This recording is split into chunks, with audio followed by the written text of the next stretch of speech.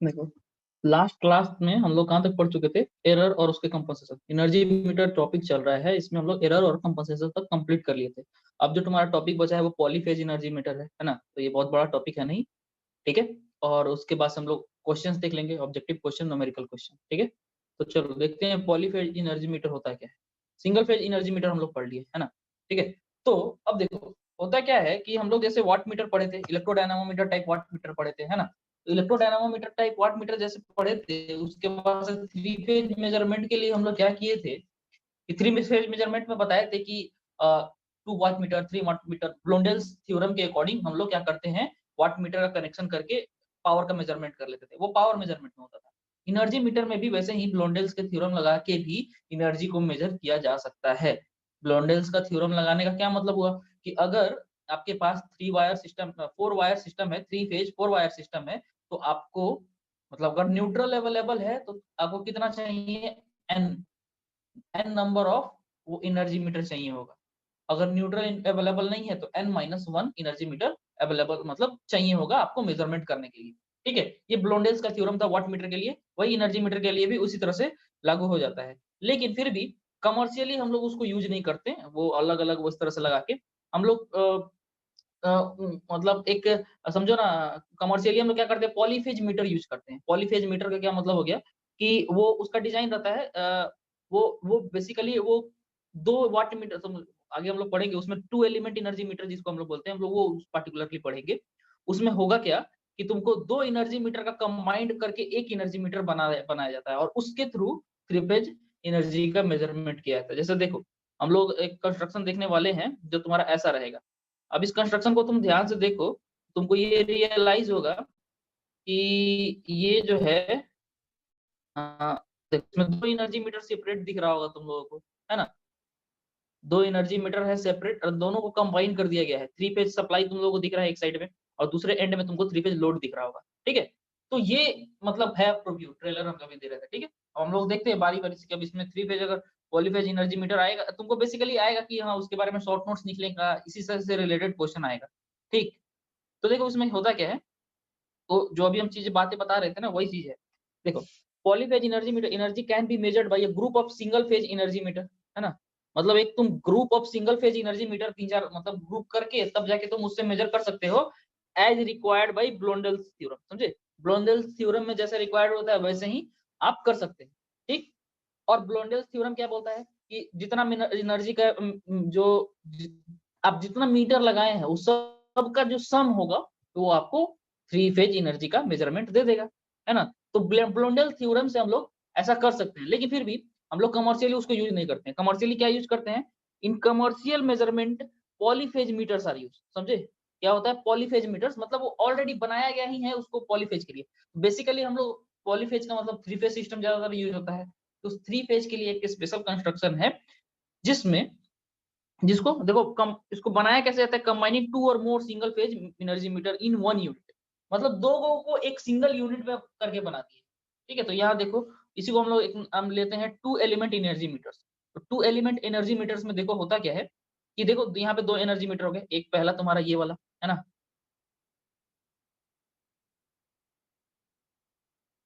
दूसरा तुम्हारा ये वाला। तो ये दोनों तरह के एनर्जी मीटर हो गए, ठीक। अब इन दोनों को क्या किया, थ्री पेज वायर मतलब थ्री पेज कनेक्शन कर दिया गया। कनेक्शन में तुम लोग थोड़ा सा चीज नोटिस कर सकते होगे कि ये जो बेसिकली जो तुम्हारा कनेक्शन में तुम थोड़ा नोटिस क्या करना है कि ये जो शंट देखो, ये जो शंट कॉइल है ना,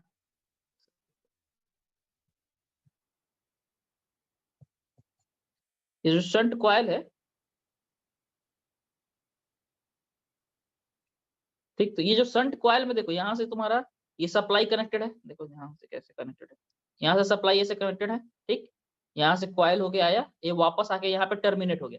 सिमिलरली इसमें भी जो दूसरा एनर्जी मीटर है उसमें भी क्या हुआ, यहाँ से शुरू हुआ, ठीक, ऐसे गया और जाके यहाँ पे टर्मिनेट हो गया, ठीक है। तो एक तरीके से हम लोग बोल सकते हैं सप्लाई के अकॉर्डिंग कि दोनों जो है पैरेलल में है, ठीक है। ये दोनों शंट को क्या किया गया है, पैरेलल में कनेक्ट कर दिया गया है। और देखो जो सीरीज वाला जो तुम्हारा रहता है, सीरीज वाले को कैसे कनेक्शन किया गया, इधर से लेके गया गया ऐसा सीरीज, है ना, ऐसे इस तरह से सीरीज में लेके कनेक्ट कर दिया। तो ये कनेक्शन डायग्राम है, इसको दिमाग में रखना है, फिगर बनाना है, ठीक। ये जो थ्री फेज एनर्जी मीटर में देखो इसका इंडिविजुअल एनालिसिस हम लोग उतना नहीं करेंगे जितना हम लोग सिंगल फेज का करे हुए हैं, सिंगल फेज में हम लोग पूरा इक्वेशन ले आके प्रूव करके बताए हुए थे। इसमें हम लोग उतना नहीं करना है क्योंकि ऑलरेडी हम लोग सिंगल फेज में कर चुके हैं और इससे रिलेटेड उतना क्वेश्चन भी पूछेगा भी नहीं। ठीक है, तो इसलिए इसमें हम लोग को बेसिक कंस्ट्रक्शन बस देख लेना है। ठीक, तो कंस्ट्रक्शन तुम्हारा इसमें है क्या, ये देखो, ये पहला चीज, सबसे पहला इंपॉर्टेंट पॉइंट कि ये जो होता है 3 फेज 3 वायर सिस्टम के लिए यूज होता है ना। 3 फेज में 3 वायर सिस्टम जब होगा तभी यूज होगा। देखो 1 2 3, ये 3 वायर है ना, ये 3 फेज 3 वायर सिस्टम के लिए ये यूज होता है, पहला चीज। उसके बाद से इसमें क्या होता है, 2 डिस्क होता है। दोनों डिस्क क्या होता है, कॉमन स्पिंडल पे माउंटेड होता है। देखो ये पहला डिस्क हुआ, ये दूसरा डिस्क हुआ, है ना, दोनों एक कॉमन स्पिंडल पे माउंटेड है। ठीक है, कॉमन स्पिंडल पे तो माउंटेड कर दिए हो। अब ये कॉमन स्पिंडल जो होगा ना, वही क्या करेगा, मतलब इन दोनों के जो, देखो अब जो भी तुम्हारा ये जो रोटेशन होगा, देखो तुम्हारा अल्टीमेटली जो एनर्जी का मेजरमेंट होगा वो किससे होगा, रोटेशन के थ्रू होगा, समझे ना। देखो the moving system drive single each unit provide with its own shading range and shading band and brake magnets for, देखो हर एक यूनिट का अपना शेडिंग बैंड है। देखो सबका, ये देखो ये फीचर, अभी हम इसको ये इतना दूर समझ गए होगे तो इसको हम डिलीट करते हैं।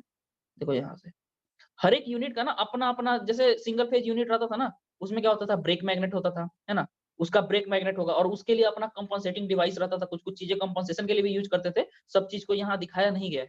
ठीक, कंपनसेशन के लिए कल जो बताया था वो सारी चीजें, तो वो सारी चीजें भी होती है, सबका अपना अलग अलग होता है। इसका अपना अलग होगा, इसका अपना अलग है, देखो इसका अपना ब्रेक मैग्नेट अलग है, इसका अपना ब्रेक मैग्नेट अलग है ना।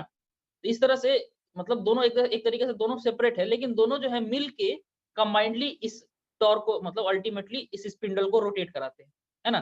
तो स्पिंडल पे क्या होता है, गियर कनेक्टेड होता है ना। गियर जो है तुम्हारा इस स्पिंडल के थ्रू कनेक्टेड रहता है और वो क्या करता है, देखो the moving system drives single gear train, समझे। दोनों मूविंग सिस्टम जो है ना अल्टीमेटली एक सिंगल गियर ट्रेन को ड्राइव करेगा और उसी से तुम्हारा क्या होगा कि तुम्हारा जो रीडिंग में ना तुमको क्या रीडिंग शो करता है, रजिस्टरिंग मैकेनिज्म ऐसे रहता है ना जी, ऐसे रहता है, इसमें खांचा बना हुआ रहता है, इसमें नंबर जो है वो चेंज होते रहता है, एनालॉग वाले में ऐसा ही होता है। ठीक है, जो भी पुराना वाला जो उसमें देखेगा, इसमें इसका चेंज होगा, इसका चेंज होगा, इसका, जैसे सिंगल एनर्जी मीटर में रहता था वैसे ही इसमें भी रजिस्टरिंग मैकेनिज्म उसका रहेगा। ठीक, तो ये तुम्हारा हो गया पूरा पूरी उसका कंस्ट्रक्शन, समझ गए। और इसमें इससे ज्यादा लिखना भी नहीं है, ठीक, ज्यादा कॉम्प्लिकेशन नहीं करना है। अगर तुमको नोट्स में 4 नंबर 5 नंबर पूछता है तो इतना लिख के आगे निकल जाना है। ठीक है,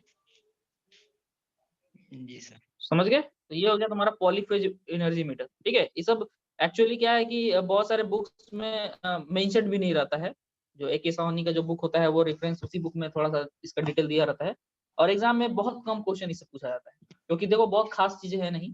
सिंगल फेज एनर्जी मीटर से ही तुम्हारा जो मोस्ट ऑफ द क्वेश्चन उसी से रहेगा। इन केस पूछ दिया तो तुम इतना लिख के निकल लेना। ठीक है, जी सर। अब एनर्जी मीटर में जो तुम देखो नेक्स्ट क्वेश्चन क्या है, वो है कुछ न्यूमेरिकल क्वेश्चन जो बहुत इंपॉर्टेंट है।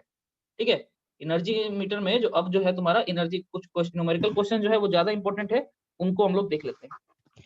तो देखो कैसे सर कैसे क्वेश्चन है वो तुम लोग को समझना है। हाँ बोलो। सर इसका कैलिब्रेशन ऑफ एनर्जी मीटर इसमें क्या है? कैलिब्रेशन ऑफ एनर्जी मीटर ये भी लिखा हुआ है क्या? सर सिलेबस देखो किसी भी चीज का, तुम्हारा इलेक्ट्रॉनिक्स एक इलेक्ट्रिकल है, इलेक्ट्रिकल है सर। मुझे नहीं लगता है कि सर एक बार सिलेबस। ये सिलेबस, लो ना सिलेबस दिखा रहा है तुमको,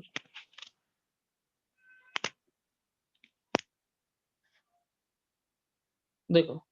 अच्छा कैलिब्रेशन ये टॉपिक जो लिखा हुआ है यही ना, ये सर। यही ना, तो ठीक है। कैलिब्रेशन में देखो, कैलिब्रेशन में होता इसका कैलिब्रेशन, अच्छा ठीक है, तो कैलिब्रेशन वाला टॉपिक अगर हम देख लेंगे, अगर हमको मिलेगा तो तुमको बता देंगे। लेकिन देखो कैलिब्रेशन किसी भी इंस्ट्रूमेंट का जो होता है ना, तरीका वही है। आप क्या कीजिए, आप सर्टेन अमाउंट ऑफ एनर्जी दिए, है ना, सर्टेन अमाउंट ऑफ मतलब पावर तुम दे रहे हो, ठीक, वोल्टेज करंट दे रहे हो, सर्टेन टाइम के लिए दिए, तो वो रोटेशन कितना हुआ, है ना, उससे तुमको पता चल जाता है कि मीटर का कांस्टेंट क्या है। मीटर का एक अपना कांस्टेंट हो जाता है कि जो मीटर का कांस्टेंट होता है ना, उसके थ्रू हम लोग क्या करते हैं, एनर्जी कैलकुलेट करते हैं। तुमको अभी क्वेश्चन तुम बनाओगे तो उससे थोड़ा सा तुमको आइडिया मिल जाएगा। ठीक है, लेकिन अब एग्जाम में अब तुम्हारा सिलेबस में लिखा है तो तुम एक सेपरेट टॉपिक ढूंढोगे, है ना, तो देख लेंगे, अगर सेपरेट टॉपिक अगर हमको मिलता है उससे रिलेटेड तो तुमको उसमें कुछ पॉइंट्स दिखा देंगे। ठीक है, जी सर। हम ये टॉपिक देखे नहीं थे, इसलिए इसको अभी मतलब इसके बारे में कुछ लिख के रखे नहीं है, ठीक है ना। लेकिन तरीका वही है, आप जो चीज का कैलिब्रेशन करना है आप फिक्स्ड क्वांटिटी उसको पहले दीजिए जिसका बारे में आपको ऑलरेडी पता है पहले से, है ना। एक्चुअली कैलिब्रेशन करने के दौरान ही हम लोगों को एरर का कैलकुलेशन होता है, कितना एरर आ रहा है ये सारा कैलकुलेशन कैलिब्रेशन के दौरान ही होता है। रनिंग मशीन में कोई एरर कैलकुलेट करने जाता नहीं, ठीक है। तो बेसिकली हम लोग जो अभी पढ़ेंगे एरर कैसे निकाला जाता है वो हम लोग पढ़ेंगे, तो एरर के थ्रू ही तुम्हारा कैलिब्रेशन होता है, वो हम लोग देख लेंगे, ठीक है। बाकी सारा टॉपिक तो हो गया, बस यही ना एक तुम्हारा बचा हुआ लग रहा है कि नहीं, ठीक। Three phase induction type energy metre ये हो गया, एरर कंपनसेशन हो गया, इलेक्ट्रॉनिक एनर्जी मीटर ये हम तुमको बाद में बताएंगे, है ना। इलेक्ट्रॉनिक मेजरमेंट वाला जो है ये लास्ट में बताएंगे, जब डिजिटल वाट मीटर, इलेक्ट्रॉनिक वाला वाट मीटर, ये थोड़ा नया टॉपिक है, एडवांस टॉपिक, इसको हम लोग लास्ट में देखेंगे, ठीक है, समझे ना। जी सर।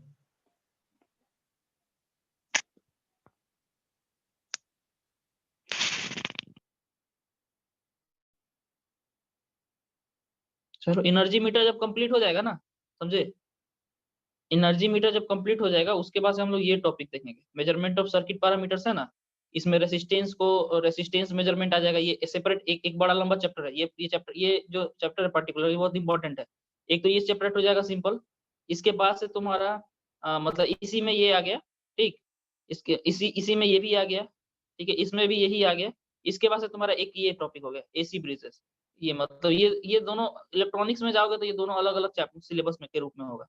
एसी ब्रिजेस इसको बोलते हैं, डीसी ब्रिजेस, ठीक है। तो ये हम लोग इसके बाद मतलब इसको लास्ट में पढ़ेंगे। देखो ये स्पेशल टाइप का इंस्ट्रूमेंट जो है ना, बचा खुसा, वो सब इसमें पढ़ा जाता है। मेन हम लोग इसको देख लेंगे, ये बहुत ज्यादा इंपॉर्टेंट है, तब जाके हम लोग इसमें आएंगे, क्यू मीटर देखेंगे, ठीक है। मतलब ये स्पेशल स्पेशल टाइप का इंस्ट्रूमेंट है, इस सबको हम लोग बारी बारी से देखेंगे, समझ गए। तो कैसे कैसे आगे क्लास होने वाला वो हम बता दिए तुम लोग, ठीक ना। चलो हम लोग वापस से आ जाते हैं, कौन से टॉपिक पे थे, उसी टॉपिक पे। यहाँ क्वेश्चन हम लोग देख रहे थे, है ना। क्वेश्चन इंपॉर्टेंट है, न्यूमेरिकल में से लेके और तुमको एग्जाम में यही सब क्वेश्चन पूछने वाला है, ठीक है। तो देखो अब देखो इसमें क्या है, ये क्या बोला है, the metre constant of A 220 volt 5 ampere energy meter is 2000 revolution पर किलोमीटर। देखो तुमको दिया क्या है, सबसे पहले मीटर कांस्टेंट, क्या दिया है, मीटर कांस्टेंट। तो मीटर कांस्टेंट को हम लोग मान लिए के, है ना, के बोल सकते हैं।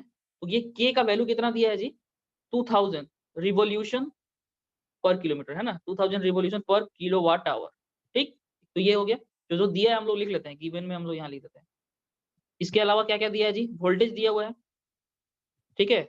उसके बाद से क्या दिया हुआ है, करंट दिया हुआ है, ठीक, ये हो गया। अब कहा गया, अब क्या बोला देखो, क्वेश्चन में फोकस रखना चाहिए, the meter is tested at half load. ये बड़ा इंपॉर्टेंट है, ये आदमी मिस कर देता है कभी कभी। मीटर को कितने पे टेस्ट किया गया है, हाफ लोड। देखो अब ये मीटर का जो है ना, ये मीटर का जो है ये फुल लोड ये हुआ, समझे। ये तुम्हारा जो हुआ ये बेसिकली फुल लोड हुआ, समझे ना। हाफ लोड का मतलब कितना हुआ, करंट आधा हो गया, वोल्टेज आधा नहीं होता है, करंट आधा होता है, दिमाग में रखना, ठीक। तो हाफ लोड पे करंट कितना हो जाएगा, देखो IFL जो फुल लोड का जो करंट है वो तुम्हारा कितना है, 5 एम्पियर, ठीक। ये जो फुल लोड का जो करंट है वो 5 एम्पियर है, इसलिए आई हाफ लोड कितना हो जाएगा, HL का मतलब हाफ लोड 2.5 एम। 2.5 एम्पियर हो जाएगा, ठीक। इतना हमको डेटा मिल गया। अब क्या कहा, at rated voltage, voltage rated रहेगा, यानी कि वोल्टेज तो यही यूज करेगा, है ना, यही ना रेटेड वोल्टेज दिया है 220 वोल्ट, समझे। तो रेटेड वोल्टेज लिखा है, वोल्टेज के बारे में नहीं बोला है। हो सकता था कि तुमको पूछ दे कि डबल वोल्टेज पे कितना होगा, लेकिन यहाँ पे रेटेड वोल्टेज पे ही बोला है, तो 220 वोल्ट ही हम लोग यूज करेंगे, ठीक। इसके बाद क्या कहा, यूनिटी पावर फैक्टर। तो पावर फैक्टर कितना है जी, पावर फैक्टर बराबर 1, यानी कि cos फाइव इक्वल टू 1, ठीक है। इतना क्लियर, यानी कि फाइव बराबर कितना हो गया, बताओ फाइव का वैल्यू कितना आ जाएगा, 90 डिग्री, यस सर। सॉरी कितना आएगा, यूनिटी पावर फैक्टर का मतलब पाई का वैल्यू कितना आ गया, 0, 0 डिग्री। है ना। जी सर। पाई का वैल्यू कितना आ गया यहाँ पे, 0। अब क्या बोला, देखो ये देखो, ये जो शुरुआत वाला जो टर्म दिया था ना, क्वेश्चन इस तरह का पूछे ना तो तुम लोग ध्यान क्या देना, ये जो शुरू वाला लाइन जो लिखा था ना, ये मीटर के बारे में बता दिया कि मीटर का सब चीज रेटेड है, ठीक। ये बता दिया कि मीटर जो है वो मीटर के बारे में, जैसे नेम प्लेट रेटिंग होता है ना, वो मीटर में इतना सारा लिख के दे दिया कि 220 वोल्ट का है, 5 एम्पियर का है, 2000 रिवॉल्यूशन पर किलोवाट आवर इसका समझो मतलब मीटर कांस्टेंट है। अब प्रॉब्लम ये आया ना कि जब तुम मेजरमेंट किए, ठीक है, तुम इसमें क्या किए, रेटेड वोल्टेज दिए, हाफ लोड करंट दिए, पावर फैक्टर यूनिटी पे। जब तुम इस पे अप्लाई किए ना, तब हुआ क्या, मीटर जो है उसका रोटेशन कितना हुआ वो तुम काउंट किया अपने आंख से। एक काउंट, दूसरा तुम खुद से काउंट किए, तो तुमको काउंटिंग पे पता चला ये जो रोटेशन हुआ है वो कितना हुआ है मेरे भाई, ये हुआ है तुम्हारा 34 रिवॉल्यूशन लिया है। ठीक है, मतलब तुम कितना देर के लिए देखे, 116 सेकंड के लिए चेक किए कि इतना रिवॉल्यूशन किया है, चलो ठीक है, 34 रिवॉल्यूशन किया है 116 सेकंड में, है ना। अब सवाल ये है, क्या मीटर जो है सही रीडिंग दे रहा है? बात समझ रहे हो, क्या मीटर सही रीडिंग दे रहा है, कैसे हम लोग डिसाइड करेंगे? 34 रिवॉल्यूशन लिया 116 सेकंड में, तो हमको तो पहले ये जानना चाहिए कि 34 जो तुम्हारा एक्चुअल पावर कंज्यूम हो रहा है उसके अकॉर्डिंग इसको कितना कितना रोटेशन लेना चाहिए था, है ना, कितना रोटेशन इसको लेना चाहिए था। यानी कि तुम्हारा रिवॉल्यूशन कितना है जी, इसको हम बोल देते हैं एनएम, है ना, ये मेजर्ड रिवॉल्यूशन, मेजर्ड रिवॉल्यूशन, समझे, ये तुम्हारा हो गया मेजर्ड रिवॉल्यूशन। ये तुम्हारा दिया हुआ है 34 रिवॉल्यूशन इन 116 सेकेंड, ठीक है। अब ये तो तुमका मेजर्ड रिवॉल्यूशन हो गया, ठीक। अब तुमको सवाल ये है ना कि अब तो तुम सोचोगे कि सर 116 सेकेंड में अगर ट्रू रिवॉल्यूशन कितना इसको लेना चाहिए था वो हमको अगर पता रहे तो हम लोग क्या कर सकते हैं, एरर निकाल सकते हैं। क्योंकि एरर क्या होता है, एरर जो होता है वो होता है हमेशा measured value minus true value, है ना, ऐसे लिख देते हैं।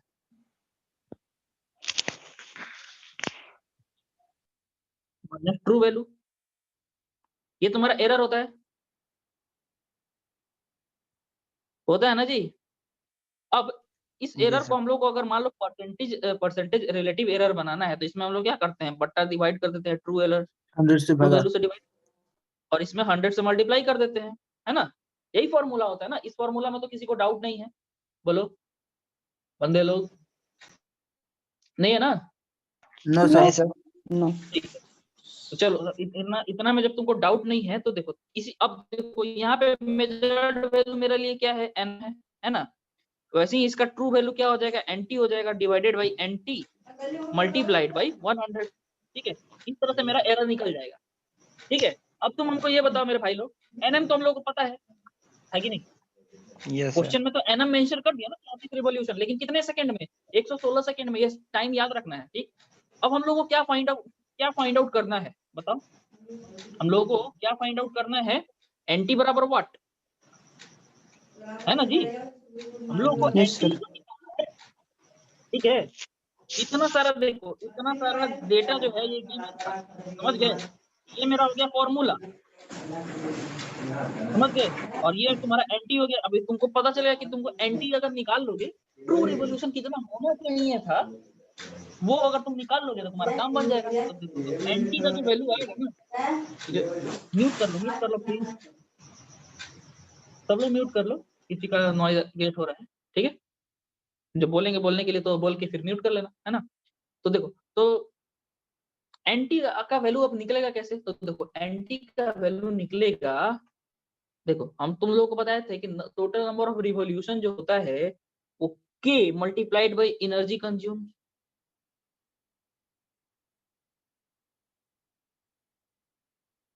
यही होता है ना मेरे भाई, बताओ, एनर्जी कंज्यूम्ड यही ना होता है, देखो फॉर्मूला, यस सर यही है। है ना, इसमें डाउट नहीं है ना, तुम लोग को दिखा देते हैं हम लोग कहाँ पढ़े हुए थे, है ना, के इंटू एनर्जी, है ना, अल्टीमेटली तो हम लोग यही देखते हैं, ठीक है। तो हम लोग यही निकालेंगे अब इसको, जब ट्रू वैल्यू हम लोग को निकालना है तो हम लोग क्या किए, के इंटू एनर्जी। अब इसका वैल्यू जब हम लोग कैलकुलेट करेंगे तो सबसे पहले हमको एनर्जी कंज्यूम निकालना पड़ेगा, ठीक है। तो के मल्टीप्लाइड बाई एनर्जी कंज्यूम कितना होगा, वी इंटू आई, कौन सा करंट यूज करेंगे, हाफ लोड वाला करंट यूज करेंगे, ठीक है। ये तुम्हारा रेटेड वोल्टेज, क्योंकि बोला है रेटेड वोल्टेज पे निकालने के लिए, है ना, रेटेड वोल्टेज पे बोला है निकालने के लिए। एक काम करते कुछ कुछ चीजें हम जो है यहाँ छोटा कर देते हैं,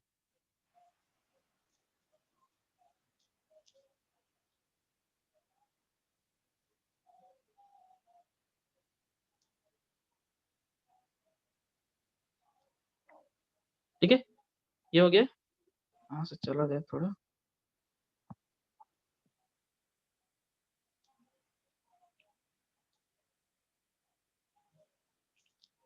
ठीक, तो ये अब देखो, अब इसका हम लोग जो कैलकुलेशन करेंगे तो I have multiplied by power factor, है कि नहीं।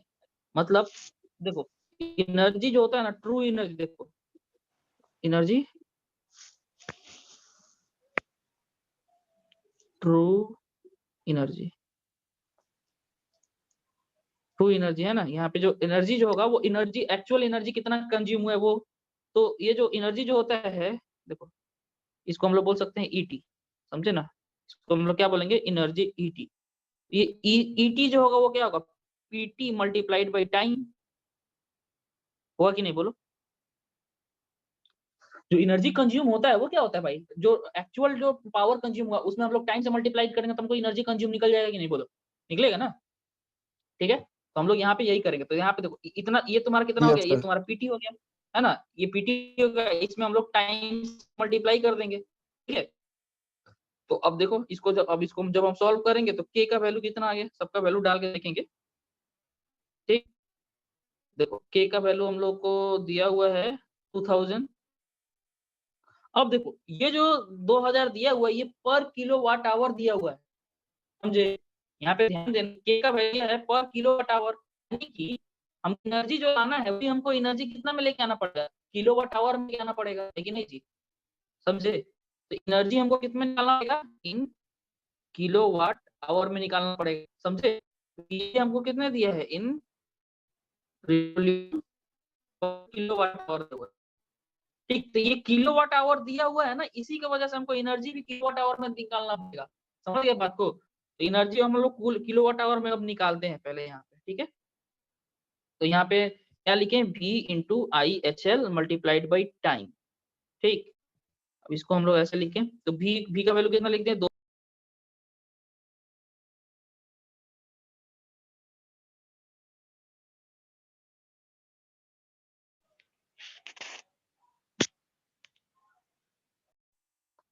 तो यहाँ टाइम कितना लिखेंगे बताओ भाई लोग, टाइम कितना लिखेंगे, 116 सेकेंड ना, 116 सेकेंड। सेकंड। अब ये बताओ, ये वोल्ट में है, ये तुम्हारा एम्पियर में है, और ये तुम्हारा सेकेंड में है, तो इसका यूनिट कितना हो जाएगा, वाट सेकेंड। ये इतना वाट सेकेंड आएगा ना, है कि नहीं, ये इतना वाट सेकेंड आएगा। ठीक, अब हमको इसको लाना कितने में है, ये एनर्जी जो आया वाट इंटू सेकेंड, देखो पावर अगर तुम वाट में निकालोगे और टाइम तुम्हारा सेकंड में रहेगा तो ये वाट सेकंड आएगा, है ना। अब हमको इसको निकालना कितने में है मेरे भाई, हमको इसको निकालना है, म्यूट कर लो, म्यूट कर लो, है ना। हमको इसको निकालना कितने में है, किलोवाट आवर में। हमको इसको निकालना है किलोवाट आवर में। तो हम लोग सबसे पहले क्या करेंगे, इसको किलो में बदलेंगे। तो किलो में बदलने के लिए क्या करेंगे ना, जो भी इतना आया 220, ठीक है, 220 इंटू 2.5 इंटू 116, ठीक, डिवाइडेड बाई क्या करेंगे, 1000 कर देंगे, समझे। 1000 कर देंगे, ये तो किलोवाट हो गया। अब हमको इसको सेकेंड को क्या करना है, घंटे में बदलना है। तो सेकेंड को घंटे में बदलने के लिए क्या करोगे, सेकेंड में कितना से डिवाइड करोगे बताओ, जल्दी 3600 बताओ से। हम लोग। हाँ 3600 बिल्कुल से। सही, है ना। 3600 से हम लोग क्या करेंगे, इसको अब डिवाइड कर देंगे तो तुम्हारा ये क्या किलोवाट आवर में बदल जाएगा, है ना। इसका मतलब है ये जो फैक्टर है 1000 गुने 3600, ये एक्स्ट्रा हम लोग को लाना पड़ा किलोवाट आवर में चेंज करने के लिए, है कि नहीं। ठीक है, तो अब इसका हम लोग कैलकुलेशन कर देंगे तो तुम्हारा ये निकल जाएगा, और उसमें हम लोग 2000 से मल्टीप्लाई कर देंगे तो एनटी निकल जाएगा। ठीक है, चलो इसको हम लोग क्या करते हैं, अब यहाँ से बाकी,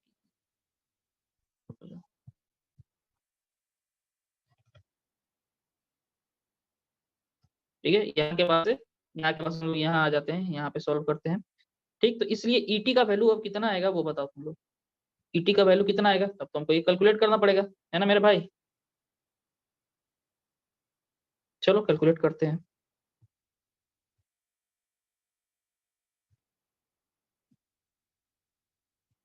देखो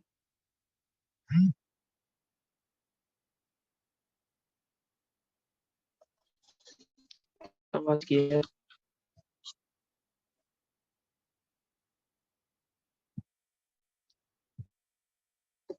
देखो इसमें कैलकुलेशन करते हैं हम, 220 multiplied by 2.5 multiplied by 116 equals इतना डिवाइडेड बाई 1000 डिवाइडेड बाई 3600, इतना आ गया। ये इतना वैल्यू आ गया ईटी का, ठीक, किलोवाट आवर में, समझ गए? ठीक है, ये तुम्हारा आ गया 0,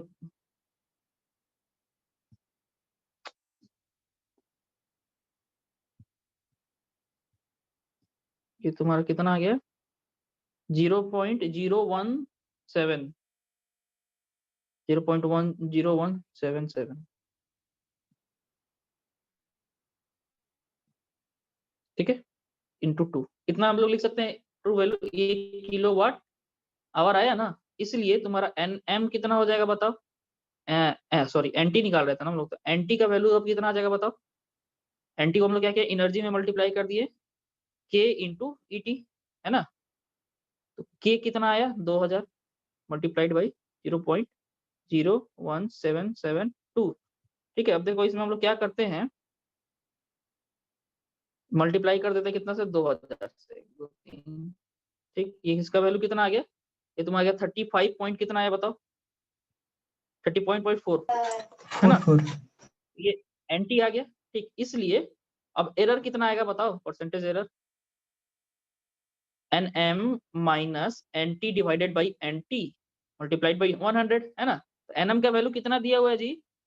क्वेश्चन में बोला हुआ है कि 34 रिवॉल्यूशन है, ठीक है।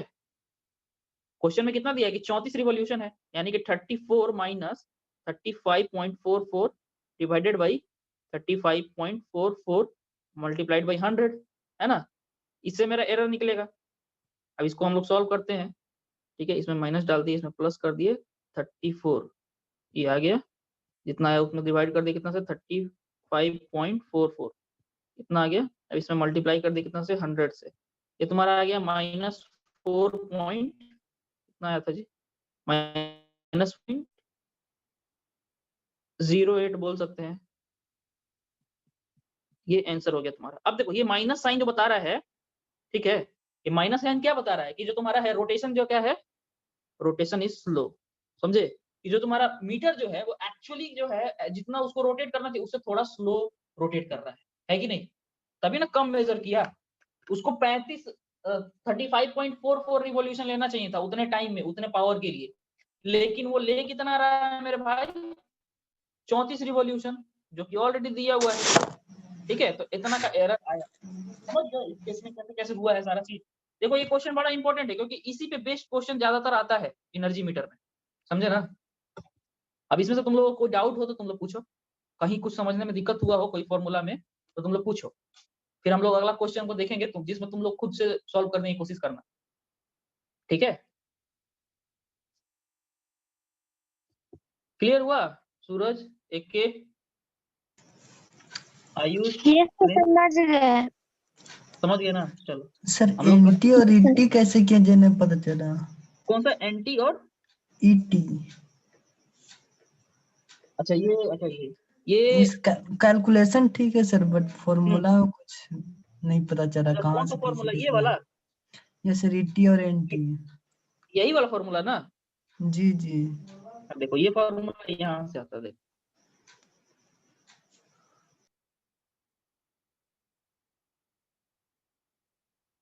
देखो ये क्या लिखा हुआ है, नंबर ऑफ रिवॉल्यूशन को अगर तुम एन लिखोगे, है ना, ये इसको अगर एनटी लिखते हो, ठीक, और ये तुम्हारा एनर्जी हो गया, है ना, तो एनटी बराबर यहाँ से तुम्हारा क्या निकला बताओ?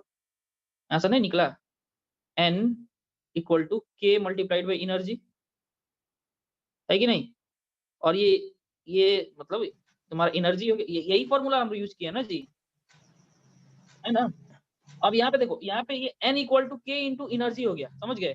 अब देखो, अब यहाँ पे फॉर्मूला दो तरीके का हो सकता था, एन टी इक्वल टू के मल्टीप्लाइड बाई ई टी, एक तो ये बोल सकते थे, या फिर एन एम इक्वल टू बोल सकते थे के multiplied by E M. Question ऐसे भी दे सकता था, समझे? तुम्हारा क्वेश्चन तुमको ऐसे भी दे सकता था कि जो मेजर्ड हो सकता, अभी देखो अभी के केस में हम लोग क्या था ना, हम लोगों को क्या दिया हुआ था, मेजर्ड, ये इसका वैल्यू दिया हुआ था, जो रोटेशन है उसका वैल्यू दिया हुआ था पहले से। कभी कभी क्या होता है ना, क्वेश्चन में ये लिख देता है कि एनर्जी मीटर इतना इतना मेजर्ड वैल्यू दिया है, समझे? तो उससे तुमको एनएम निकालना पड़ेगा मेजर्ड वैल्यू से, इसी फॉर्मूला से, ठीक है? यहाँ इसी फॉर्मूला से हम लोग यूज किए हैं। अगर यहाँ ट्रू वैल्यू है तो समझे, यहाँ अगर एनर्जी का ट्रू वैल्यू है तो ये भी ट्रू वैल्यू होगा, और यहाँ मेजर्ड वैल्यू है तो यहाँ पे भी मेजर्ड वैल्यू होगा। इतना क्लियर यस सर। है ना? तो यहीं से वहाँ वो फॉर्मूला आया है। नेक्स्ट क्वेश्चन देखते हैं। क्वेश्चन एक्चुअली सब क्वेश्चन बहुत इंपॉर्टेंट है। चलो अब क्या बोला गया, एनर्जी मीटर का नेक्स्ट क्वेश्चन देखो। कॉपी कलम निकाल के बैठो तुम लोग, समझे, है ना? कॉपी कलम निकाल के बैठो और क्वेश्चन को खुद से बना के देखो, तुम लोगों को खुद से आइडिया मिलेगा कुछ। देखो सॉल्यूशन में इस क्वेश्चन में गिवन क्या क्या है तुम लोग खुद से बताओ। एनर्जी मीटर का डिजाइन किया गया है to have 80 revolution of the disc per unit energy consume, है ना? देखो यहाँ पे किलोवाट आवर नहीं लिखा, लेकिन बोला एक यूनिट, तो हम लोग को पता है एक यूनिट 1 किलोवाट आवर को ही बोलते हैं। इतना तो जी बात सर। क्लियर है ना जी? Yes sir. तो पहले तुम्हारा रिवॉल्यूशन दे दिया, यानी कि n दिया हुआ है, नहीं k का वैल्यू दिया है ना। ये 80 रिवॉल्यूशन पर एनर्जी कंज्यूम क्या है, ये कांस्टेंट है, मीटर का कांस्टेंट। यहाँ नाम नहीं लिखा, देखो क्वेश्चन में देखो, इससे पहले वाले क्वेश्चन में क्लियरली मेंशन कर दिया था कि मीटर कांस्टेंट इतना है, ठीक। लेकिन यहाँ पे तुमको बोल दिया है कि इसमें 80 रिवॉल्यूशन पर यूनिट एनर्जी कंज्यूम, तो तुमको जहां भी रिवॉल्यूशन बट्टा एनर्जी मिले ना, इसका मतलब वो किसके बारे में बात किया जा रहा है, कांस्टेंट। के के बारे में, कांस्टेंट के बारे में किया जा रहा है। समझ गए ना? जी सर। ठीक है, ठीक। तो अब यहाँ पे देखो, तो ये तुम्हारा इसका मतलब है के तुम्हारा दिया हुआ है कितना, 80। ये डिजाइन वाला 80 दिया हुआ है रिवॉल्यूशन पर यूनिट, यूनिट दिया हुआ, तो यूनिट का क्या मतलब हो गया मेरे भाई, किलोवाट आवर, ठीक। ये हो गया। इसके बाद क्या कह रहा है, calculate the number of revolution made by disc when measuring energy consumed by load carrying इतना, है ना? यानी कि अब कह रहा है कि n नंबर ऑफ रिवॉल्यूशन कितना होगा, ठीक। नंबर ऑफ रिवॉल्यूशन पूछ रहा है, यानी कि एक्चुअल नंबर ऑफ ये एनटी का वैल्यू पूछ रहा है, समझे? तुम्हारा अगर इतना अगर एनर्जी हो रहा है, ठीक। अब यहाँ पे ध्यान से देखो, टाइम का मेंशन नहीं किया हुआ है कि नहीं? इसमें देखो बोला कि इतना लोड है, इतना वोल्टेज है, इतना पावर फैक्टर है, ठीक। अब तुमको एनटी का वैल्यू कितना होगा, यही मैंने पूछा। तुमको क्या क्या दिया है, v दिया हुआ है, i दिया हुआ है, cos फाई दिया हुआ है कि नहीं? इतना सारा चीज तुमको दिया हुआ है, ठीक है। इतना सारा चीज तुमको क्या किया गया है, मेंशन किया हुआ है ऑलरेडी। अब तुमको क्या करना है, तुमको ये निकालना है कि कितना उसका एक्चुअली वो कितना रोटेशन उसको इतना के लिए लेना चाहिए, है कि नहीं? इतना एनर्जी कंज्यूम हुआ तो तुमको उसको कितना रोटेशन लेना चाहिए, वो तुमको कैलकुलेट करना है, ठीक। और क्वेश्चन में दूसरा बात ये बोला है कि अगर मान लीजिए कि वो 330 रिवॉल्यूशन लिया, है ना? अगर मान लीजिए कि वो लिया कितना, 330 रिवॉल्यूशन, उस केस में अगर 330 रिवॉल्यूशन लेता है तो उस केस में एरर कितना आएगा? देखो बात को समझो, तुमको सबसे पहले ये एक्चुअल कितना एरर आना चाहिए इतना एनर्जी के लिए, समझे? लेकिन अब देखो इस एक सवाल ये क्लियर हो जाएगा, सर टाइम क्या है? टाइम तो नहीं पता है ना, तो टाइम जब नहीं पता है तो हम लोग क्या कर लेंगे, हम लोग किलोवाट आवर, 1 घंटा के लिए ना निकालना है। किलोवाट आवर निकालने का मतलब प्रत्येक घंटा पे कितना वो पावर हो रहा है, ठीक। तो हम लोग टाइम को क्या मान लेंगे, 1 घंटा मान लेंगे। समझ गए? तो देखो यहाँ पे तो एनटी बराबर कितना होता है जी, के इंटू ईटी,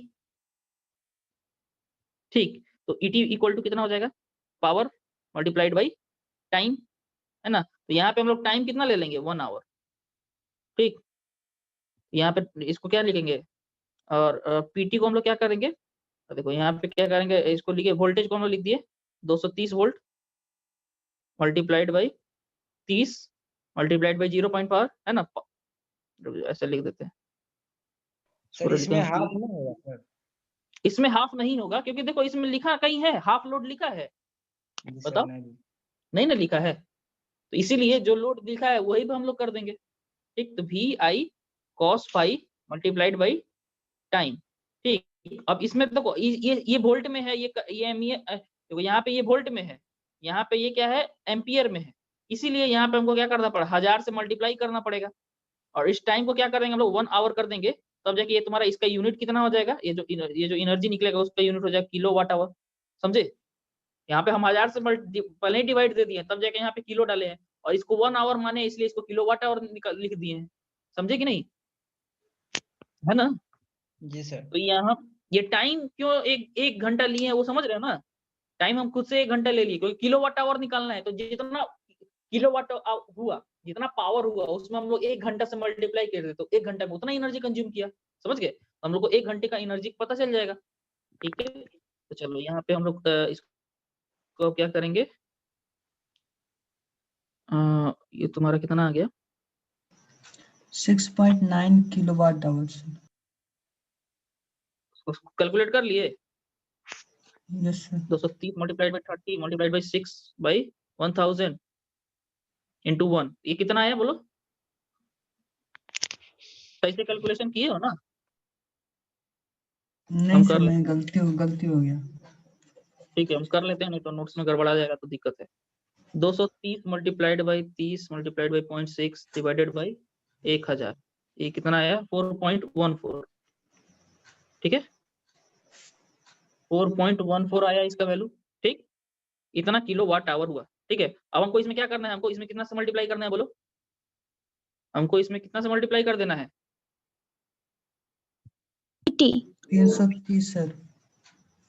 हमको इसमें के से मल्टीप्लाई 330। कर देंगे तब ना हमको निकलेगा ये।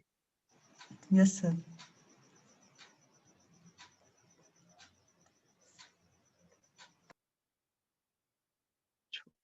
इसको ठीक है, अब हमको क्या करना पड़ेगा, एनटी, हाँ ईटी निकल गया मेरा, इसलिए एनटी का वैल्यू कितना आ जाएगा? 80 मल्टीप्लाइड बाई 4.14, है ना?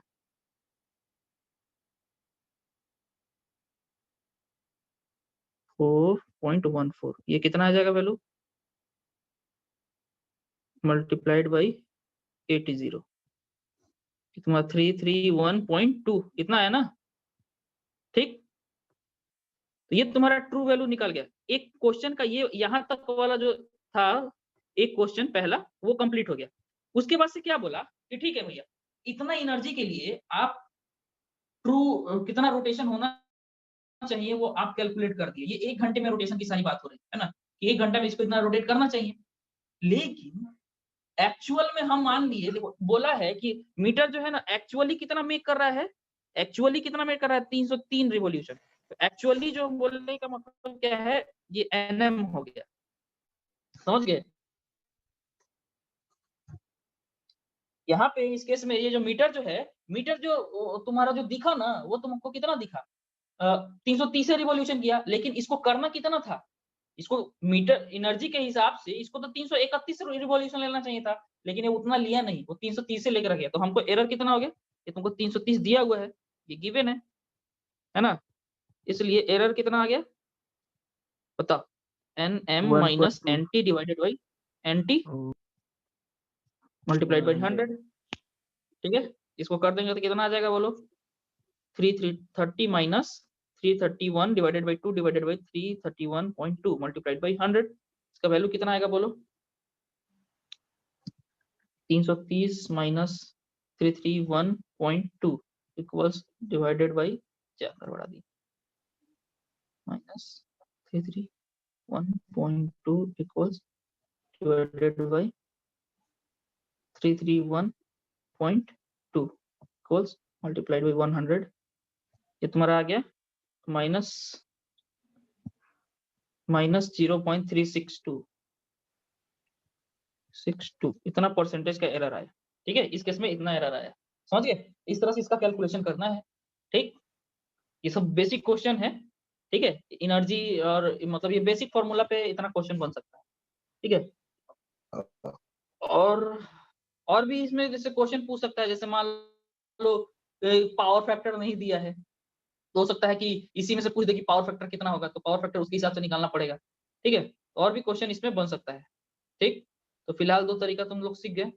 एक बार हम लोग आंसर का क्रॉस चेक कर लेते हैं, हम जो सॉल्व किए हैं अभी, वो जो एक्चुअल आंसर है कि नहीं, इतना ही। ठीक है, ठीक है।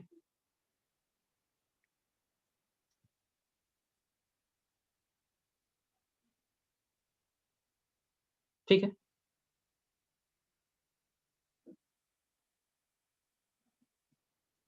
हम लोग का कैलकुलेशन सही है। ठीक है, तो ये 2 क्वेश्चन हो गया, इसको दिमाग में रखना है। ठीक है, इसके अलावा एनर्जी मीटर पे इस तरह अगर तुमको कोई क्वेश्चन अलग से मिलता है तुम लोगों को प्रीवियस ईयर क्वेश्चन में देखना, तो फिर उसको भी हम लोग सॉल्व कर लेंगे, है ना। तुम लोग बताओगे तो पूछोगे तो हम बता देंगे। ठीक, इसके बाद से देखो ऑब्जेक्टिव टाइप क्वेश्चन अब देख लेना है। ठीक है, अब ऑब्जेक्टिव क्वेश्चन का जवाब तुम लोग दो, है ना। चलो बताओ, energy meter do not have a control spring. बताओ, एनर्जी मीटर में क्या कोई कंट्रोल स्प्रिंग होता है? बताओ तो, स्प्रिंग रहता है एनर्जी मीटर में? हाँ, नो सर। एनर्जी मीटर में स्प्रिंग नहीं होता है। क्या होता है एनर्जी मीटर में? ब्रेक होता है ना। जो यस सर, काम ब्रेक। स्प्रिंग का रहता था, यहाँ पे वो काम कौन करता है? ब्रेक करता है। ठीक, तो इसमें स्प्रिंग नहीं रखते हैं। ठीक है, तो स्प्रिंग का काम क्या होता था? स्प्रिंग का काम क्या होता था? अब स्प्रिंग अगर तुम रखोगे तो तुमको वो लगातार घूमने देगा क्या, ये बताओ। नहीं सर। स्प्रिंग तो मोशन जाके कहीं ना कहीं जाकर रोक देगा, लगातार तो रोटेट नहीं होने देगा ना। एनर्जी मीटर जो तुम्हारा लगा कंटिन्यूअसली रोटेटिंग डिवाइस है कि नहीं, है ना। Yes sir. यस ठीक सर। है, तो एक तो ये हो गया। ठीक, तो ये तुम्हारा डू नॉट हैव स्प्रिंग, तो ये आंसर तो सही है। ठीक है, अब बाकी सबको देखा जाए, अवॉइड अननेसेसरी फ्रिक्शन लॉस, पहला रीजन तो यही हो गया, प्राइम। समझ गए, पहला रीजन तो मेरा ख्याल से यही हो गया।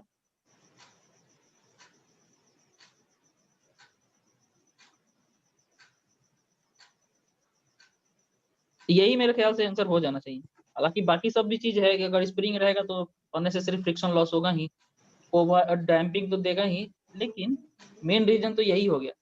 देखते हैं, जब क्वेश्चन थोड़ा ज्यादा देता है तो कंफ्यूजन हो जाता है। पहले का आंसर बी है, देखो यही आंसर हो जाएगा, आंसर यही हो जाएगा। प्राइम रीजन तुम्हारा क्या है कि अगर आप स्प्रिंग लगाइएगा तो कंटिन्यूअस रोटेशन कैसे हो पाएगा? नहीं हो पाएगा, इसीलिए हम लोग स्प्रिंग नहीं लगाते हैं, ब्रेक यूज करते हैं। ठीक है, चलो दूसरा सवाल, in induction type energy meter speed of rotation of disc is proportional to.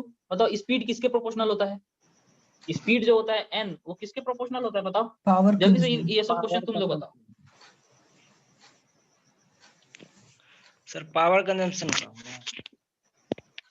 Speed जो होता है वो पावर पावर कंजम्पशन कंजम्पशन जो सर। होता है, और number of rotation energy consumption जो होता है ना।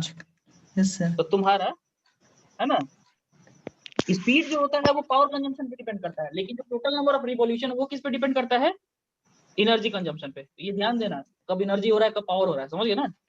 तो ये तुम्हारा आंसर इसका बी हो जाना चाहिए, देखते हैं। ठीक है, बी है ना, ये इसका एनर्जी कितना हो जाएगा? Power consumption. ये ध्यान देना, अगर तुमको नंबर ऑफ रिवॉल्यूशन लिखा रहता तब जाके एनर्जी आंसर होता, समझ गए ना। ठीक है, यस अगला क्वेश्चन है, the advantage of induction type energy meters are. इसका एडवांटेजेस क्या है? लिखा है कहाँ सर? एडवांटेज ऐसा कुछ लिखा है नहीं, कहते कोई लो टॉर्क टू रेशियो, ये किसी इंस्ट्रूमेंट का ये एडवांटेज नहीं होता। किसी भी इंस्ट्रूमेंट का टॉर्क टू वेट रेशियो क्या होना चाहिए, ये बताओ। हाई होना चाहिए। ये हम तुम लोगों को पहले ही बताएं, पीएमएमसी इंस्ट्रूमेंट का torque to weight ratio high होता है, मतलब डिफ्लेक्सिंग टॉर्क और उसका इंस्ट्रूमेंट का वेट, है ना, ये ज्यादा होना चाहिए और वेट कम होना चाहिए, तब जाके इसका रेशियो जो होता है हाई होगा। तो हमको ये डिजायरेबल क्वालिटी है ना। तो high torque to weight ratio जो होता है वो डिजायरेबल है, तो पहला चीज तो ये गलत है, पहला ऑप्शन है गलती है। लो टॉर्क टू वेट रेशियो किसी भी इंस्ट्रूमेंट का एडवांटेज तो हो ही नहीं सकता, पहला चीज, तो ये तो ऐसे ही गलत हो गया। इसके अलावा इसका और एडवांटेज में बोला है लो friction, high and sustained accuracy, एक गलत है तो ये तो हो ही नहीं सकता। बताइए ये दोनों, low frequency and high and sustained accuracy. अब इसमें एनर्जी मीटर में हम लोग लो फ्रिक्शन भी एक एडवांटेज में डाल सकते हैं। ठीक है, देखते हैं आंसर क्या है। अरे यार, एडवांटेज में सबसे पहले इसका आंसर लिख दिया है लो टॉर्क टू वेट रेशियो, ये क्वेश्चन तो गड़बड़ है। एडवांटेज में लिखा है कि लो टॉर्क टू वेट रेशियो, ये एडवांटेज तो नहीं हुआ यार। इस क्वेश्चन को अभी छोड़ दो, ठीक है, ये डाउटफुल क्वेश्चन है, ठीक है, इसको हम गोल कर देते हैं। Induction type energy meter have aluminium disc as rotating part. हाँ, ये एल्यूमिनियम क्यों होता है, ये हम क्वेश्चन एक बार डिस्कस भी किए थे, ठीक है। एल्यूमिनियम डिस्क होता है रोटेटिंग पार्ट में, एल्यूमिनियम डिस्क होता है, क्यों? ऑप्शन देख के बता दो लोग, बोलो। देखो क्या क्या चीजें हैं, एल्यूमिनियम डिस्क है, flux can pass through rotating part, eddy current can be induced in the rotating part, creeping error can be inverted. ये है सी होगा सर। एल्यूमिनियम डिस्क में ही हम लोग एडी करंट करते हैं ना, यही बी होना चाहिए, ठीक है, बी। बी आंसर है, ठीक है। एल्यूमिनियम डिस्क में ही हम लोग एडी करंट कराते हैं, तो ये इसका आंसर हो जाएगा। पांचवा देखो, इंडक्शन टाइप एनर्जी मीटर्स, बताओ। इसमें से बोला है pressure coil is moving part, current coil is moving part, both current and pressure coil are moving coil, both current and pressure coil are stationary. क्या होगा इसका जवाब, तुम लोग खुद दोगे। सी होगा सर। और कोई, साक्षी?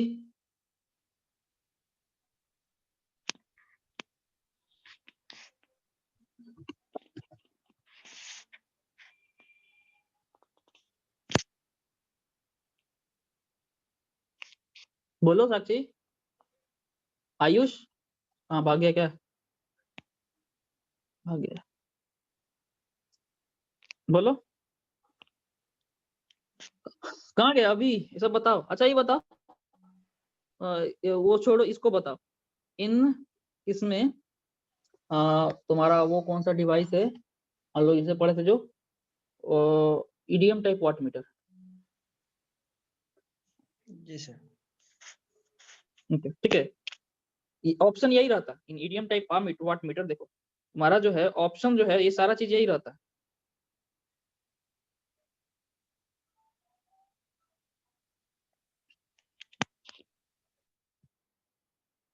तो इसको हम मतलब एक नया क्वेश्चन हम क्रिएट कर दे रहे हैं, मतलब ये भी क्वेश्चन एग्जाम में पूछा जा सकता है, समझे।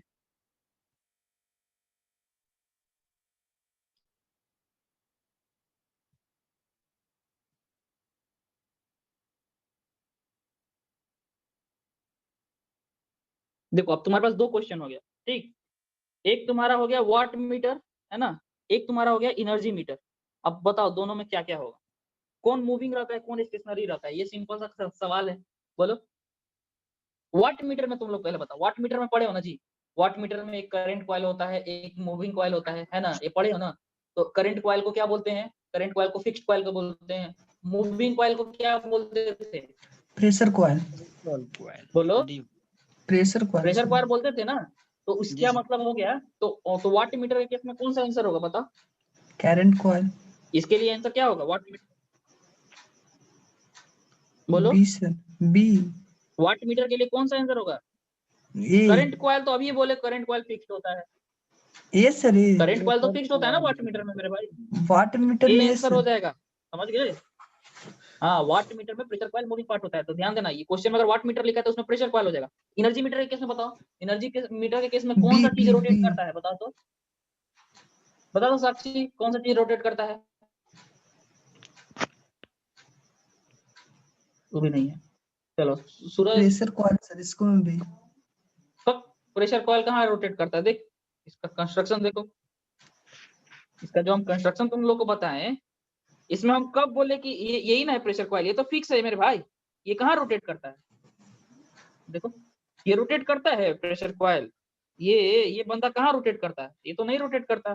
करंट कॉइल ये है, ये भी नहीं रोटेट करता, दोनों में से कोई रोटेट नहीं कर, रोटेट क्या करता है, डिस्क, समझे। Yes sir. समझ गए ना, कौन रोटेट करता है, डिस्क डिस्क, रोटेट करता है। एल्युमिनियम इसका डिस्क। मतलब इसका आंसर क्या हो जाएगा बताओ अब, डी सर। आंसर हो जाएगा both current and pressure coil are stationary, समझ गए। तो ये ध्यान देना, समझ गए ना, क्वेश्चन क्या पूछ रहा है, वाट मीटर पूछ रहा है कि एनर्जी मीटर पूछ रहा है, ये ध्यान दे के इस तरह का क्वेश्चन का आंसर देना तू लोग, समझ गए, ठीक है। अब बोलो, इन induction type energy metres high driving torque can be obtained. देखो हम लोग को ड्राइविंग टॉर्क थोड़ा ज्यादा चाहिए, ठीक है। तो ड्राइविंग टॉर्क जो होता है, ड्राइविंग टॉर्क का फॉर्मूला क्या होता है जी, ड्राइविंग टॉर्क का फॉर्मूला होता है VI साइन डेल्टा माइनस 5, होता है कि नहीं? होता है ना? Yes sir. टॉर्क इसी के प्रोपोर्शनल होता है ना जी, ऐसे प्रोपोर्शनल यस है सर, मतलब TQ directly proportional to VI sin हाँ, तो डेल्टा यहाँ माइनस। पे डेल्टा रहता है, देखो यहाँ पे डेल्टा रहता है ना, ठीक है। तो टॉर्क जो होगा मोर होगा कब? व्हेन डेल्टा तुम्हारा 90 डिग्री हो, है कि नहीं? है ना? और Yes, डेल्टा sir. तुम्हारा 90 डिग्री कब होगा? जब तुम्हारा व्हेन ये डेल्टा तुम्हारा 90 डिग्री कब होगा? ठीक,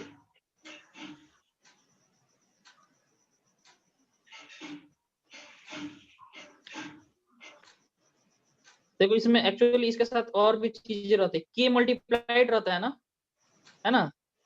इसमें जो है एक और चीज रहता था, देखो ध्यान से, शुरुआत वाला इक्वेशन अगर तुम देखोगे, इसमें एक रहता था कॉस बीटा, है कि नहीं? कॉस बीटा बोले थे हम लोग कि अल्फा अल्फा बोले थे, अल्फा रहता था नहीं, जहाँ अल्फा होता था tan इनवर्स तुम्हारा आर ई बटा एक्स ई, सॉरी एक्स ई बटा आर ई X बटा R is- होता था ना।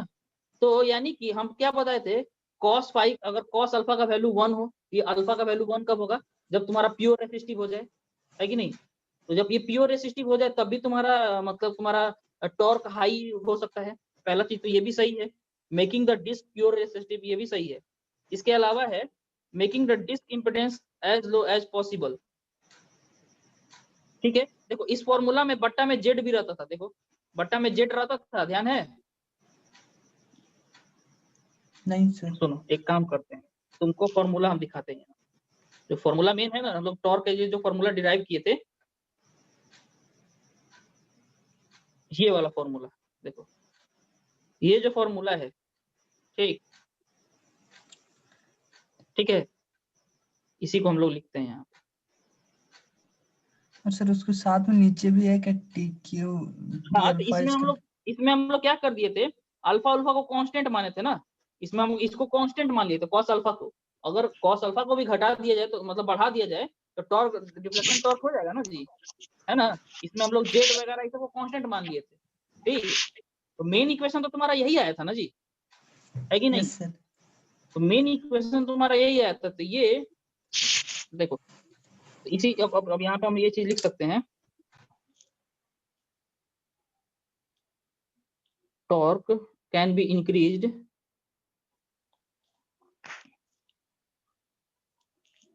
बाय, कैसे टॉर्क को कैसे इंक्रीज किया था भाई? तुम जेड को घटा दो, ठीक, कॉस अल्फा को बढ़ा दो, इसके लिए क्या करना पड़ेगा? प्योर रेसिस्टिव, ठीक, जेड को घटाना पड़ेगा ना जी, इम्पीडेंस को घटा दे रहे हो। और तुम्हारा क्या है, ये जो एंगल है, इसको तुम जितना ज्यादा एंगल बढ़ाओ, मेक इट ऑल, मतलब इसको अल्फा को लगभग 90 डिग्री के आसपास बनाओ, है कि नहीं? ये तीन तरीके से हम लोग क्या कर सकते हैं, टॉर्क को बढ़ा सकते हैं। ये फॉर्मूला हमको लिख लें दो फिर से हम लोग, देखो ये फॉर्मूला जो लिखे हैं ना, इसमें हम देखो ऐड कर देते हैं क्या,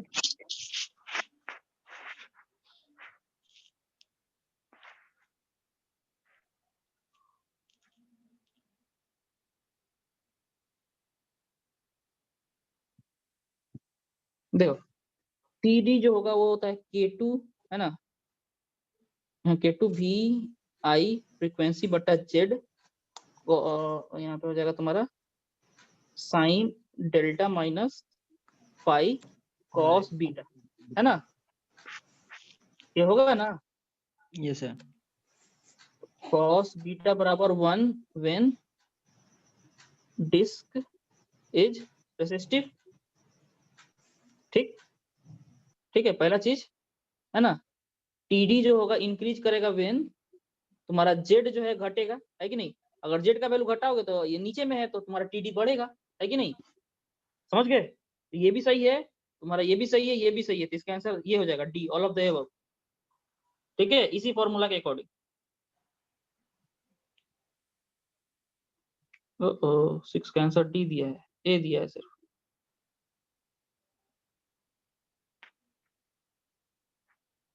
लेकिन इक्वेशन के हिसाब से डिस्क का इम्पिडेंस अगर हम लोग कम रखे हमारा टॉर्क बढ़ेगा। ये सही है, इसका आंसर यही हो जाएगा, ऑल ऑफ द अबव हो जाएगा, गलत दिया आंसर। ठीक है, सारा चीज हम लोग मेंटेन करके इसका आंसर डी ही होगा। ठीक है, समझ गए? इसका आंसर क्या हो जाएगा? डी हो जाएगा।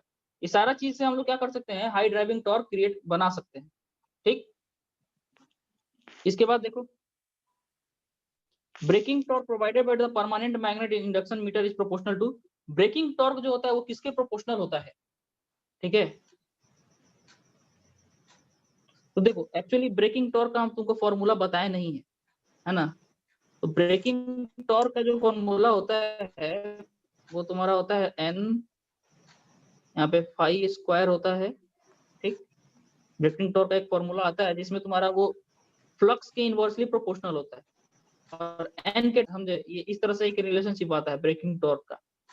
ठीक, इसके हिसाब से तुम इसका देखो तो बी सबसे होगा। पहला चीज की वो प्रोपोर्शनल किसके होता है? प्रोपोर्शनल तुम्हारा हो जाता है speed of rotating disc, speed के प्रोपोर्शनल होता है। ठीक है, square of flux of permanent में इसके इनवर्सली प्रोपोर्शनल होता है, डिस्टेंस ऑफ मल्टीप्लाइड बाय यहाँ पे एक्स। ये इस तरह से फॉर्मूला होता है। ये इस सबके इन दोनों के इनवर्सली प्रोपोर्शनल होता है, लेकिन इसके डायरेक्टली प्रोपोर्शनल होता है। समझे? ये रिलेशनशिप होता है, तो तुम्हारा आंसर इसका ए हो जाएगा, ऑल ऑफ द अबव नहीं होगा। समझे? और एक और चीज ध्यान देना कि if brake is moved away from the disk, then क्या होगा? x जो तुम्हारा होगा इंक्रीज करेगा। देखो मान लेते हैं यहाँ पे तुम्हारा डिस्क है, समझे, और डिस्क के पास क्या किए हो तुम, यहाँ पे ब्रेक मैग्नेट लगाए हुए, ठीक है ना? मान लो यहाँ पे तुम ऐसे ब्रेक मैग्नेट लगाए हुए, ठीक है, डिस्क के पास में। अब तुम इसको क्या किया, यहाँ से इसका यहाँ से इसका जो डिस्टेंस है ना, इस डिस्टेंस को माने हो x। तुम क्या करोगे, इसको जैसे जैसे दूर लेके जाओगे, है ना, मैग्नेट को जितना दूर लेके जाओगे x का वैल्यू क्या होगा बताओ, बढ़ेगा कि नहीं? बोलो। Yes sir. x का वैल्यू उस केस में बढ़ेगा, तो तुम्हारा ब्रेकिंग जो है, एक सेकेंड जरा रुकना, जरा इसका फॉर्मूला हमको थोड़ा कंफर्म लेने दो। ब्रेकिंग टॉर्क वाला जो फॉर्मूला है ना, इसको हम तुमको लिखवाए नहीं है, लेकिन यहाँ पे बताने के साथ ही लिख देंगे।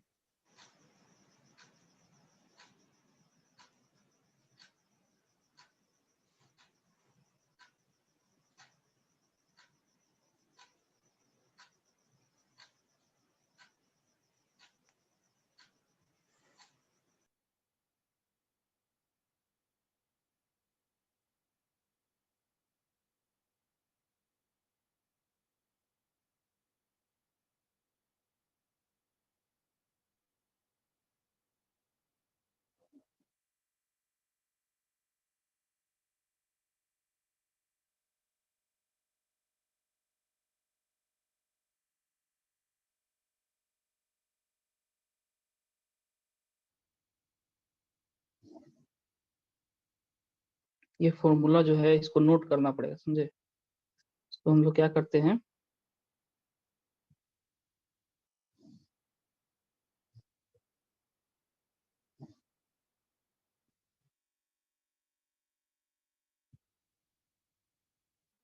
ठीक है, ये तुम्हारा ब्रेकिंग टॉर्क का फॉर्मूला हो गया।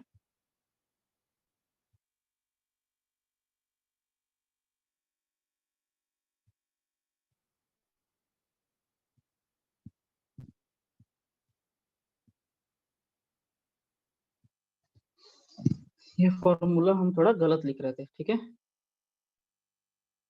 देखो ब्रेकिंग टॉर्क से रिलेटेड फॉर्मूला क्या है, ये जो ब्रेकिंग टॉर्क होगा वो क्या है, ये n पाई स्क्वायर x ऐसे है, ठीक है।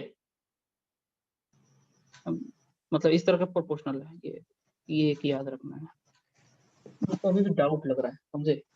ब्रेकिंग टॉर्क ऐसे, इसका फॉर्मूला हम तुम लोग को एक्सप्लेन करते हैं, रुक जाओ। पहले हम लोग आगे क्वेश्चन देखते हैं, ये इंपॉर्टेंट क्वेश्चन है, ठीक। 7 नंबर का answer D, all of the above हमको लग रहा था तो, ठीक है। ये ब्रेकिंग टॉर्क जो है n फाई स्क्वायर x, ये एक चीज याद रखना है। ठीक है, ये फाई स्क्वायर आर लिखा हुआ था ना,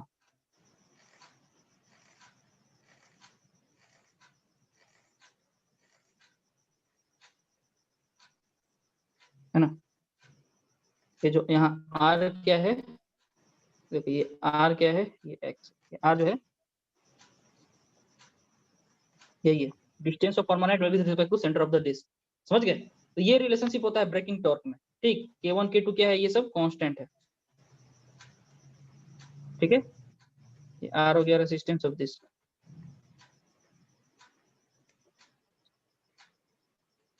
ठीक है, तो ये जो फॉर्मूला है ना, यही फॉर्मूला तुमको दिमाग में रखना है। इससे ब्रेकिंग टॉर्क किसके स्पीड के डायरेक्टली प्रोपोर्शनल है, पहला चीज।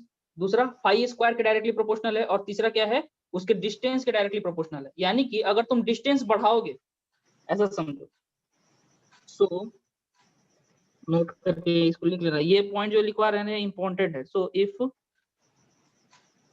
ब्रेक मैग्नेट इज मूव्ड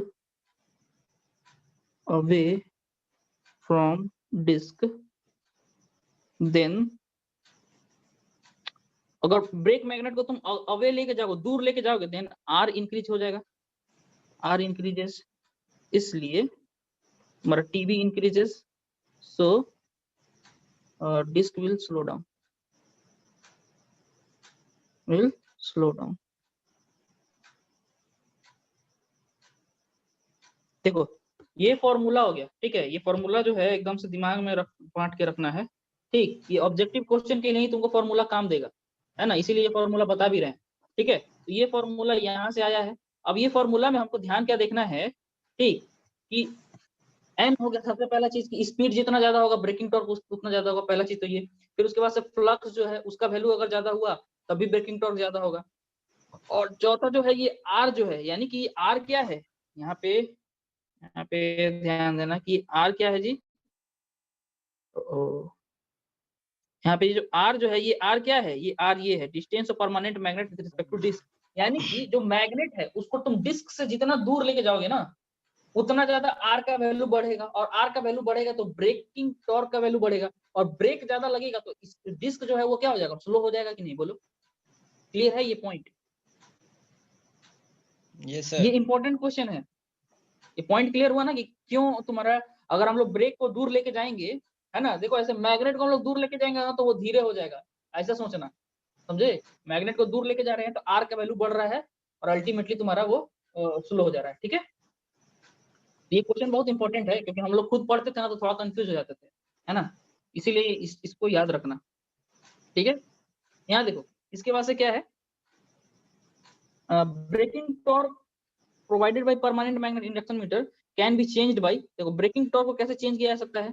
ठीक, अब इसके लिए क्या क्या बोला है, एक काम करते हैं, इसके बाद से यार 20 क्वेश्चन है। ठीक है ना, हम इतना क्वेश्चन Yes, बताए ना तुम लोग को, 8 क्वेश्चन, बाकी क्वेश्चन तुम लोग खुद ट्राई करके आओ, नेक्स्ट डे देख लेंगे।